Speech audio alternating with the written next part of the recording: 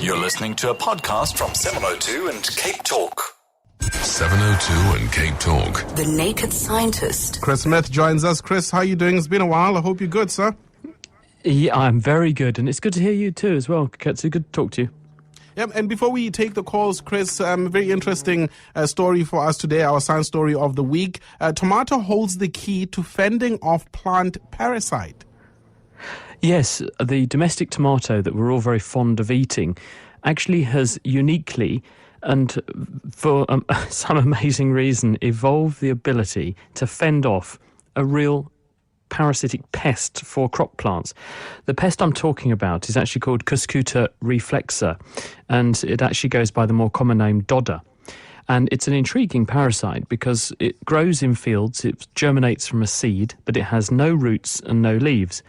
And this plant has the ability to sniff out other plants. It can smell where they are, it grows towards them, and then it spirals, it winds up their stems, and then it produces this special penetration organ called a haustorium, which gets into the stem of the host plant and then links itself up. It's rather like you plumbing yourself into your next door neighbour's water supply.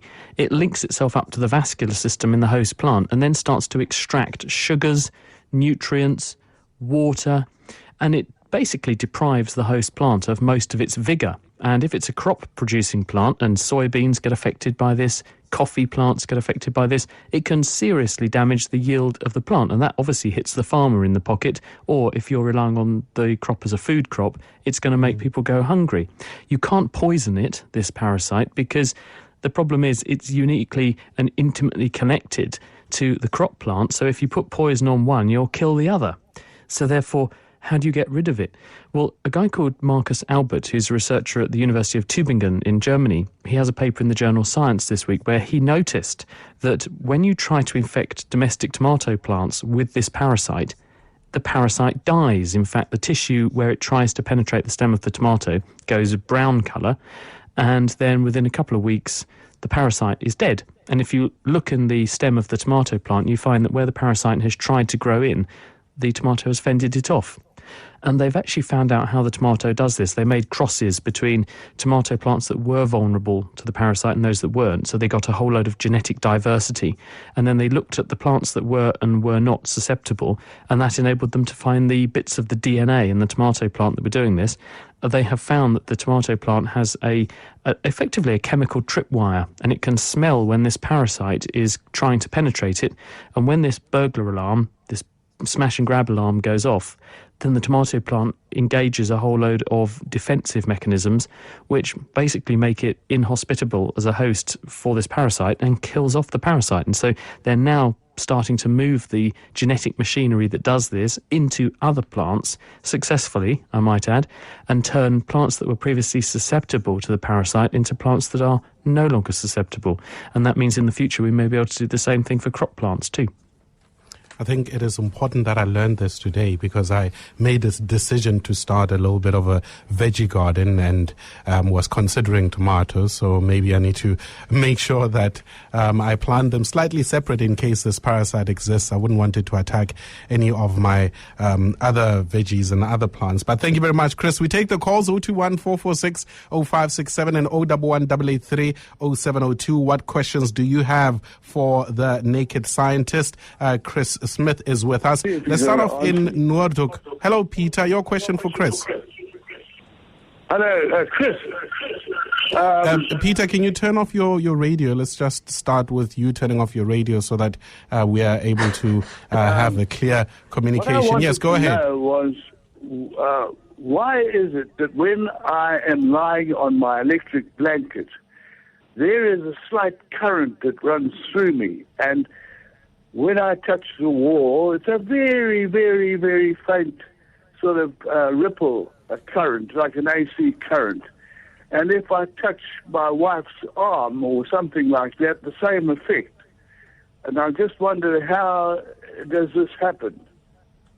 Hello, Peter. That sounds a bit dangerous to me. If I was you, I'd be getting a new electric blanket because you absolutely should not be feeling any current flowing through you onto anybody else or the wall when you have an electric blanket. Those electric blankets work by passing a current through a wire which is stitched into the fabric of the blanket, and when the current flows through the wire, because of resistance in the wire, you turn some of the electrical energy into heat, and the heat is then conducted through into the bed. Now, there should be no contact between you and the electricity. And if you're feeling some kind of current, it might be that the insulation has broken down in a small way and there's still plenty of resistance, but that could herald the fact that the thing is going to short out. So if I was you, I would look at getting another electric blanket, and don't use that one. It doesn't sound very safe. That absolutely should not be happening. Yeah, I was going to say, I use an electric blanket and I've never experienced that. Please be careful. We continue with the calls. Maureen is in Norwood. Your question for Chris. Yes, hi there. Good morning. I wonder if you could tell me if sitting behind a window in the sun, one can still absorb vitamin A. I presume it's vitamin A that one gets from the sun. Or is it Hi, vitamin Christine. D? Is it vitamin D? It's vitamin D. Yeah, you got there eventually. Vitamin D is made by exposure of your skin to sunlight. And the way it works is that ultraviolet radiation, so fairly long wavelength ultraviolet radiation, which can penetrate glass, that's true. When it hits your skin, it converts 7-dehydrocholesterol, which is naturally present in your skin, into a molecule called cholecalciferol, and the two differ because the ultraviolet rays split apart one of the rings, because 7-dehydrocholesterol is a whole bunch of rings of carbon atoms joined together in a flat sheet, and the ultraviolet splits apart one of those rings, and the cholecalciferol first of all goes off from your skin in your blood to your liver. The liver then adds a hydroxyl, an OH group, in the 1 carbon position, so you get 1 hydroxycholecalciferol, and it then goes off around your bloodstream to your kidney, where your kidney adds the liver adds the 25 cholecalciferol, the liver adds the number 1, and you then end up with 1,25-dihydroxycholecalciferol, and that is active vitamin D, and it enables you to scavenge back calcium, phosphate, magnesium, both from your kidney and from your gut. You need about 15 minutes of sunlight on your skin every day to get enough vitamin D, but it will happen behind a window because the wavelength of ultraviolet needed can still get through the glass. All right. Let's move on to Claremont. Arthur, your question for Chris. Good morning, Chris. I want to ask you about microbeads, which are in things like toothpaste. I'm told they get flushed into the environment, into the sea, and they get back into the food chain. Is that happening? I'm a vegetarian and I'm worried about that. I listen on the radio. Thank you very much, Arthur. Yes, there was a big news report came out this week saying that a number of companies have agreed to stop adding these particles to various sorts of cosmetic. They are in hand rubs and exfoliating creams. They're in toothpastes. These tiny plastic particles are there because they're used to create an abrasive effect. They, in a soft, non-harmful to your body way, they rub on surfaces and help to scrape dirt away. And if that's on your skin, it helps to get rid of dead skin. If it's in your mouth, it helps to get rid of plaque on your teeth. The problem is, in both cases, the particles then go down the drain, and in most cases, they slip straight through sewage treatment works and go out into the environment and ultimately into the ocean. Now, the ocean is full of plastic, and the problem with plastic going in the ocean is it doesn't just sink and disappear. The ocean waves buffet bits of plastic against each other, grinding it down, and plastic, macroplastic, turns into microplastic. What that means is tiny particles of plastic, which are wear particles, which are bobbing around all over the place, and then they slowly sink. Now, why this is a problem? Because plastic is inert, it shouldn't be harmful, but because it's oil-based, it draws out of the water any other oil-based chemicals, and this can include toxic molecules, and so you end up with these particles of plastic with a cargo of nasty chemicals stuck to them. If they're then picked up by filter feeders like shrimps or shellfish, because those animals have more fat and oil-based things in their body, then the chemicals that the plastic is laden with move off of the plastic particles and into the body of the animal. That animal is then food for a bigger animal, and when the bigger animal eats the smaller animal, the entire cargo of toxic chemicals that it had ingested on the plastic now go into the bigger animal. And because the bigger animal eats lots of those smaller animals, the amount of the nasty chemicals in the big animal increases dramatically. Then you come along and you eat that fish or whatever it is laden with those chemicals, and you then take them into your body where they can have an effect. So therefore, we are concerned about the amount of plastic that's ending up in the oceans and the amount of plastic ending up in the environments. And these tiny particles that are in things like toothpaste are already halfway there because they've already been worn down into small plastic particles and can cause these problems. So the lower the deluge of plastics going into the environment, the better, which is why people have lobbied to encourage companies not to do this. But it's certainly a big worry. Scientists are keeping an eye on it, but they are very concerned because we are storing up a big chemical legacy for ourselves. There's already a big chemical legacy in the ocean, and this effect is going to be manifest for many years to come. Chris Smith is with us. We take your calls, look at your SMSs and your tweets at Radio 702, at Cape Talk, at Kokezo Sachane. We will return with questions from Roy and John in Paulshof. I see you as well. 702 and Cape Talk. The Naked Scientist. We continue with the Naked Scientist with a few minutes left. We had, Chris, in Johannesburg, a tornado just a few days ago, and John in Paulshof, you want to find out a bit more about this. Go ahead and speak to Chris. Yes, I wanted to find out to Chris, how does a tornado get formed? Thank you. I'll listen on the radio. Thank you. Hello, Paul. Well, the answer is we tend to, when we see these things happen, we tend to think, wow, that's an amazing event. Very, very rare. It often makes headlines, except if you live in Tornado Alley in the US. But in fact, there are more tornadoes in the UK than there are in the US every year. They're just very small and most people don't see them. And occasionally they crop up in other places, including Joburg. Now, scientists don't actually know how they form or why they form. We just know that they are a pressure difference, that we know that air ends up in a spiral motion and it's moving from an area of high pressure to an area of lower pressure. There are some theories, and one theory about how they form is that it's to do with the jet stream, and that you have a column of rising warm air, a cell of rising warm air, and for some reason this interacts with a column of air which is moving sideways across the surface of the Earth, so at high velocity at great altitude. And this has the effect of tipping over the column of rising air, twisting it, and this imparts this spiralling to the air because it feels a force that's effectively changing. And as a result, you set up this circular motion. And because of conservation of angular momentum, once the thing is spinning, you can't actually stop it spinning. And it then creates this tornado effect. But actually, it's very hard to study, because if you study a big one, then you'll probably destroy your equipment. And the small ones, you don't know where they're going to form. So it's very hard to do an experiment to set the right sorts of apparatus up to see exactly what's going on, to watch one happening and forming and evolving in order to get the kind of data we need. So scientists are trying to do that, but at the moment we still don't have a clear, consistent picture as to why a tornado happens. Let's move to Simonstown. Roy, Chris is still with us. Good morning. Hi, hello, Kokezo. Hello, Chris. Chris, with the prevalence of artificial intelligence coming into our daily lives, things like Siri, how do I know that you're not just a robot? Well, that's a good question. And there was a famous news report a couple of years ago around Christmas time where some people from a magazine phoned up or got a phone call from someone allegedly who was selling them something, and they started asking them lots of questions, and the answers they were getting were very stock answers with the wrong sort of intonation and that kind of thing, but it was otherwise pretty plausible, and they realised they were talking to a marketing robot. And I think in the future you're going to see more and more of this, because the kinds of technologies that are coming along make these things extremely plausible. We just have to rely on honesty, don't we? I mean, when people go onto internet pages and they're faced with a kind of, would you like me to help you? There's a chat box pops up, and it's usually got a picture of someone with a headpiece on, and you type something in there. Actually, the first contact you're having isn't with a human being at all. You're having a contact with a computer, which has been programmed to decode what you're saying, look for relevant keywords in what you type in, and then hopefully extract some useful information for you. And it finally filters you down to a human only if you completely defeat its efforts to find you something relevant to what your needs are.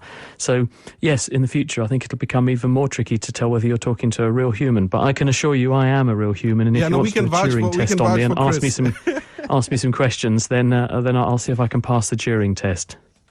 Yeah, no, and Chris comes regularly, of course, to South Africa, so we know that he is real, no doubt there whatsoever. Manny in Germiston, good morning. Morning, Chris. Yes, I'd like to know whether one couldn't use electricity to generate more electricity. What I'm trying to say is, if you've got an electric motor that's drawing 50 amps, could you use that electric motor to run an alternator and get that alternator to in turn generate 60 amps and so on and so forth, and then stay away from fossil fuels, if you know what I mean? Yes, I do absolutely see what you mean, and I wondered the same thing. I can remember thinking to myself, why don't we just, this is when I was little, why don't we just connect all of these electric motors we've got up to some big generators and make loads and loads of power, and then we will be able to power the future and won't need batteries or anything like that. What you would be inventing if you succeeded in this endeavour is a perpetual motion machine, which we know doesn't exist.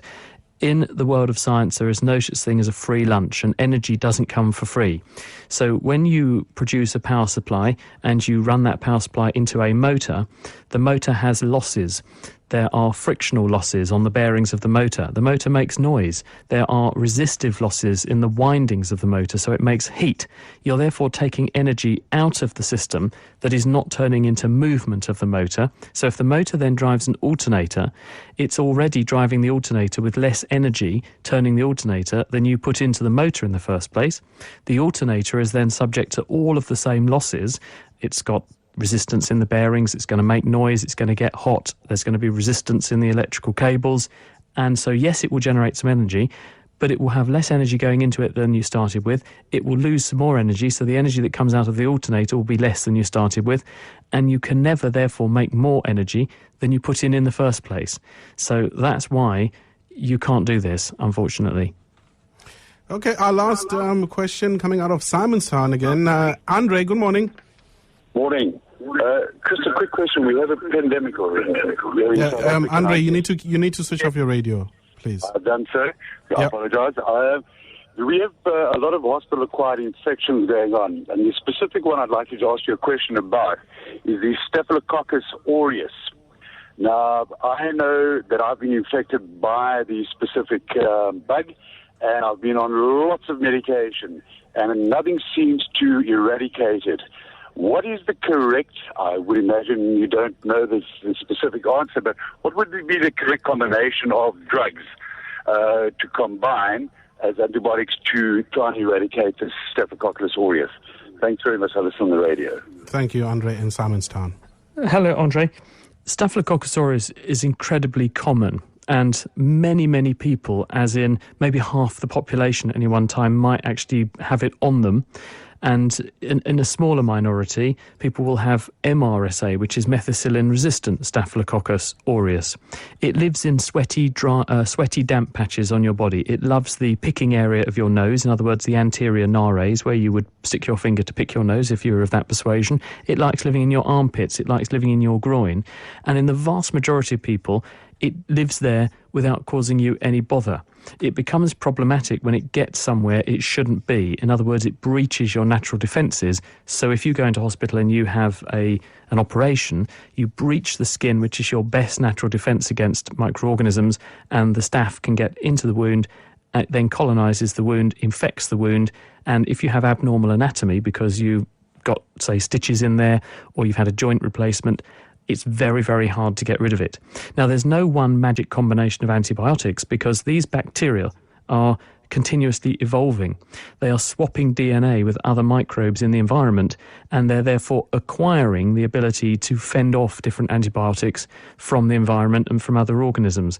Therefore, it's impossible to say this antibiotic will always work for this bug, because one has to test the antibiotic against the particular strain of bug that you are infected with to make sure, first, that the cocktail of drugs that are being administered is the correct one. And that's a good part of the work of a microbiology laboratory in a hospital, is testing samples from patients and then asking what is the appropriate choice of antibiotic drug to give this person, so that with the fewest side effects, at the least cost, and with the least risk to the environment, you don't use a big guns antibiotic if you can use something simple and cheap that we can use to get rid of this infection for this person. Thank you very much, Chris. We are out of time. Much appreciated, sir. It's been a pleasure. Thank you for having me, and great questions, everyone. Thank you. And you can follow him at Naked Scientist.